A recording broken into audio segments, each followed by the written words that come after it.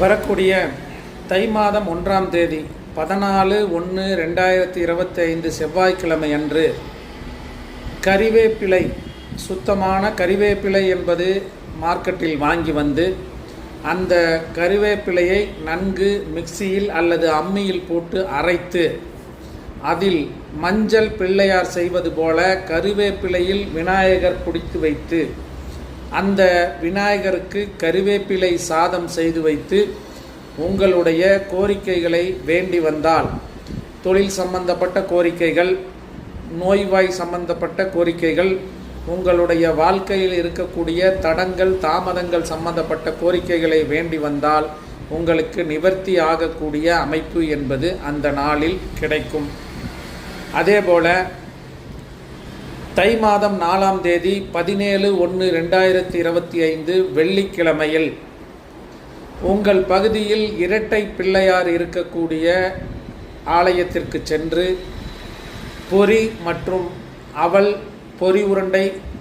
போன்றவைகளை வைத்து படைத்து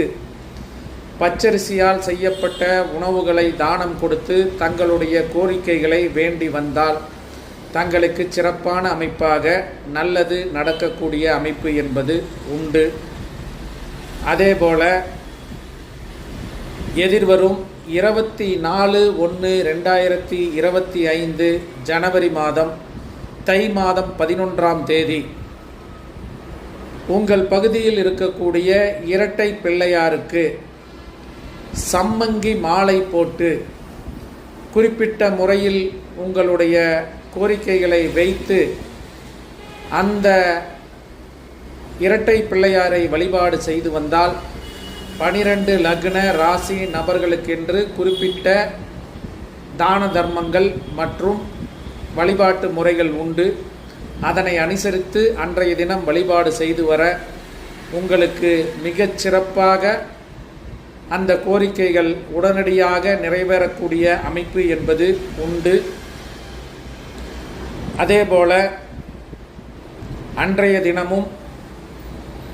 இந்த விநாயகருக்கு பூநூல், பொரிகடலை, அவல் போன்றவைகளை வைத்து கறிவேப்பிலை சாதமும் படைத்து தங்களுடைய கோரிக்கைகளை அந்த விநாயகப் பெருமானிடம் வேண்டி வந்தால் உங்களுக்கு மிகச்சிறப்பாக அந்த கோரிக்கைகள் நிறைவேறக்கூடிய அமைப்பு என்பது உண்டு. இந்த தை மாதத்திய இந்த விரதங்களை, இந்த பூஜை முறைகளை கடைபிடித்து வாழ்வில் வெற்றி பெற அன்பு வாழ்த்துக்கள். பயன்படுத்தி வெற்றி